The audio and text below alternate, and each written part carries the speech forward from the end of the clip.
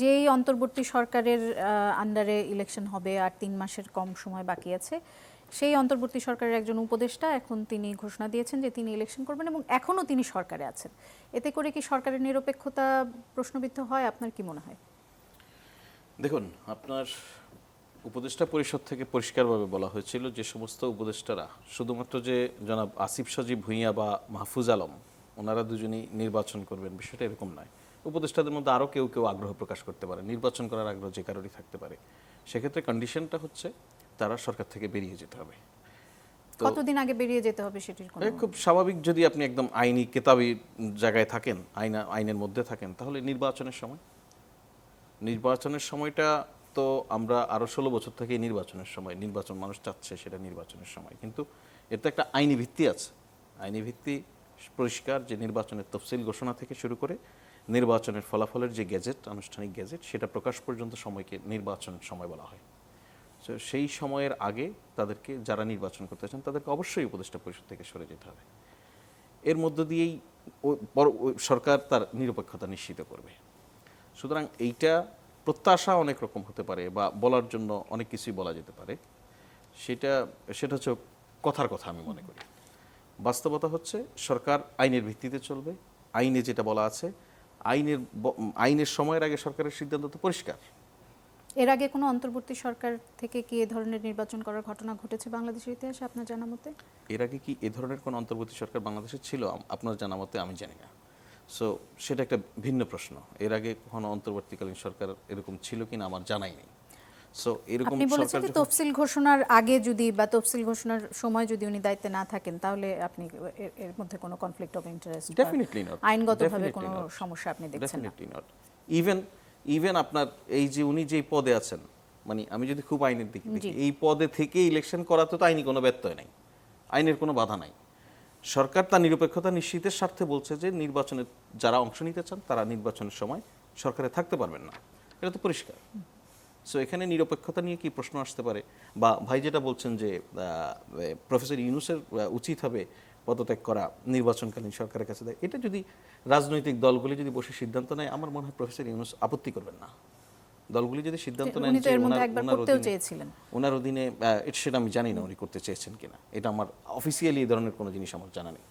সুতরাং রাজনৈতিক দলগুলি যদি সবাই মিলে এই বিষয়ে সিদ্ধান্ত হয় যে প্রফেসর ইউনূসের অধীনে নির্বাচন, উনি চলে যাবেন, অসুবিধা দেখি। জি, জনাব মাহমুদুর রহমান মান্না, এই প্রসঙ্গে আপনি কি মনে করেন যে উপদেষ্টা নির্বাচন করবেন তাতে করে সরকারের নিরপেক্ষতা প্রশ্নবিদ্ধ হতে পারে? মানে এই যে প্রশ্নটা করছেন না, সেটাই অবাক লাগছে আমার কাছে। উনি কোনোভাবেই নিরপেক্ষ হতে পারেন না যদি উনি নির্বাচন করেন।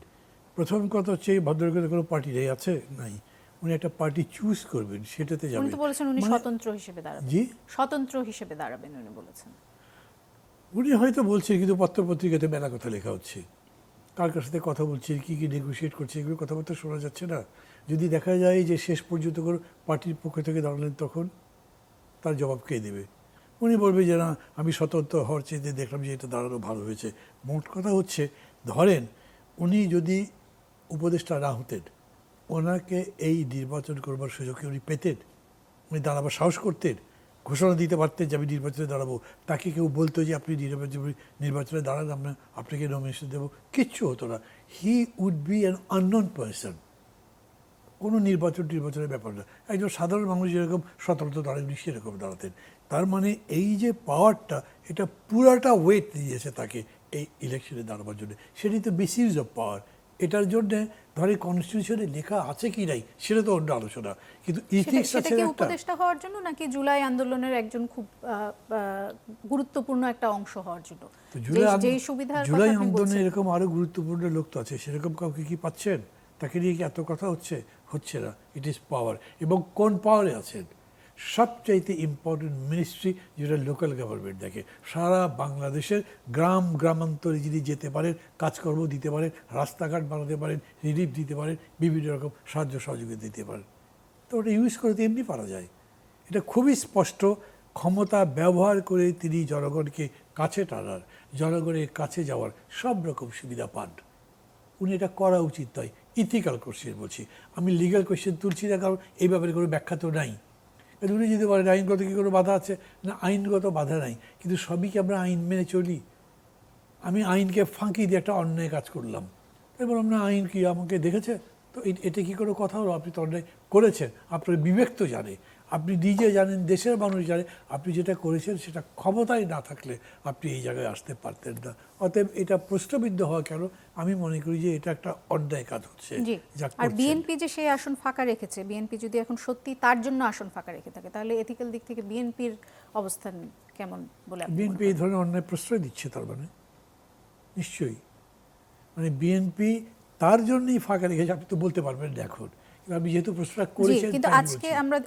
আমি আজকে খবরে দেখছিলাম যে ব্যারিস্টার অসীম যিনি ওখান থেকে ইলেকশন করার জন্য হয়তো চাচ্ছিলেন বা একজন মানে তিনি আশা করছিলেন যে তিনি হয়তো নমিনেশন পেতে পারেন, সেখানে তিনি বলেছেন অলরেডি যে উড়ে এসে জুড়ে বসা বা ক্ষমতার এইভাবে দম্ভ দেখিয়ে কেউ এসে এখানে ইলেকশন করবেন সেটা ওনারা মেনে নেবেন না ওখানকার জনগণ। মানে আমি তো বোঝা যতদূর- যাচ্ছে যে এখন পর্যন্ত তার দিকেই এক ধরনের আমি যতদূর জানি ব্যারিস্টার অসীমকে সিগন্যাল দেওয়া হয়েছে ওইখানে কাজ করতে, এই অনুযায়ী উনি ব্যানার পোস্টার সব লাগিয়েছেন, ক্যাম্পেইনে নেমেছেন। কিন্তু এই ধরনের দলগুলো এমনি তো দলেরও তো নিয়ম আছে যে দল যে সিদ্ধান্ত দেবে কোনো একজন নেতা বা যে স্তরেরই হোক তিনি সেই দলের সিদ্ধান্ত মানবেন। উনি অ্যাগ্রিভড হতে পারেন, সেই অ্যাগ্রিভ মানে তার গ্রিভান্সেসটা উনি বলেছেন সেটা বলতেও পারেন উনি, তার মধ্যে কোনো অসুবিধা নেই। কিন্তু যে দল এটা করলো সেই দল তো এই প্রশ্নের সামনে পড়বে যে কথা আমরা এখানে আলোচনা করেছি, এই প্রশ্ন আমরা তুলছি, এই দলকে সেই জবাব দিতে হবে না। যদি তারা নাও দেয় তারা এই প্রশ্ন উঠতে পারে না তাদের সম্পর্কে, এটা তারা জানে তারা কি করবে। কিন্তু এখন আপনি দলকে ডকে তুলতে পারছেন না, কারণ তারা যে তার জন্যই দিয়েছে তা তো না। ধরেন আমার আসনেও তো দেয়নি, এরকম অনেকগুলো আসনে দিয়েছে, 237টা দিয়েছে, বাকিগুলো তো খালি আছে, খালি তো রেখেছে তারা, এটা একটা কোনো কারণে খালি রেখেছে, বলেছে কাকে কাকে দেওয়া হবে সেটা তারা পরে সিদ্ধান্ত করবে, এই জন্য এখন বলতে পারছেন না। কিন্তু যেহেতু আপনি প্রশ্নটা করলেন, আমি মনে করি এইটা বিএনপির নেতৃবৃন্দের খেয়াল রাখা উচিত। গণতন্ত্র নির্মাণ মানে ট্রিক নয়, গণতন্ত্র নির্মাণ মানে হচ্ছে যে চালাকি করে আপনাকে হারিয়ে দিলাম, এটা গণতন্ত্রের স্পিরিটটা।